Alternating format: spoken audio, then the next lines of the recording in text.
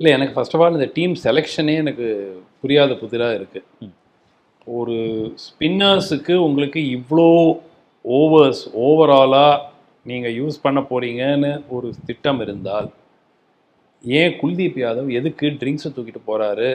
பாவம், எல்லா மேட்ச்லேயும் first match correct, ஏன்னா ஃபஸ்ட் மேட்ச் வந்து கண்டிஷன்ஸு எல்லாம் சொன்னோம். அதுக்கப்புறம் 3வது டெஸ்ட்டுக்காவது குல்தீப் வருவாருன்னு பார்த்தா அவர் சுத்தமாக பிளான்லேயே இல்லை, ஃபிகரே ஆகலை.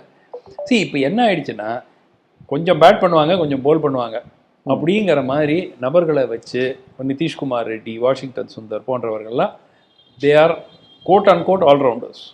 I don't deny that. But என்னன்னா, ஒரு ப்ரைமரி ரோல் என்னங்கிறது யாருக்குமே தெரியாத இதுவாக இருக்குது.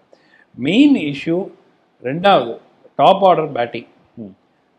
நீங்கள் ரெக்கார்ட்ஸ் ஆவரேஜ் எடுத்து பார்த்தீங்கன்னா எல்லாம் பின்னி எடுத்துருக்காங்க. கேஎல் ராகுல் 2 செஞ்சுரி, சுப்மன் கில் 3 செஞ்சுரி, எல்லாம் லிஸ்ட்டில் எல்லாமே இருக்குது.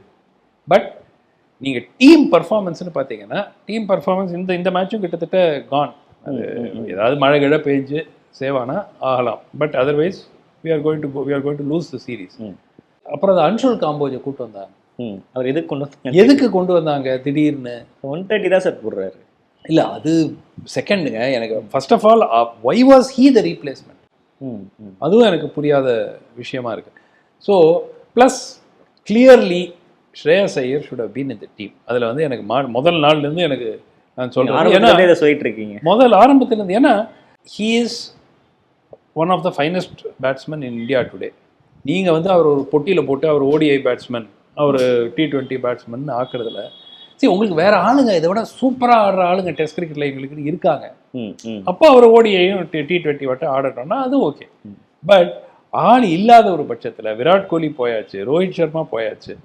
அப்போ ஓரளவுக்கு அனுபவத்துடன், ஓரளவுக்கு ஒரு ட்ராக் ரெக்கார்டோட இப்போ சமீப காலத்தில் கிரேட் ஃபார்மில் இருக்கக்கூடிய he is also captaincy material. Shubman Gill பார்த்தோம், ஓரளவுக்கு க்ளூலெஸ்ஸாக தான் இருக்கார்.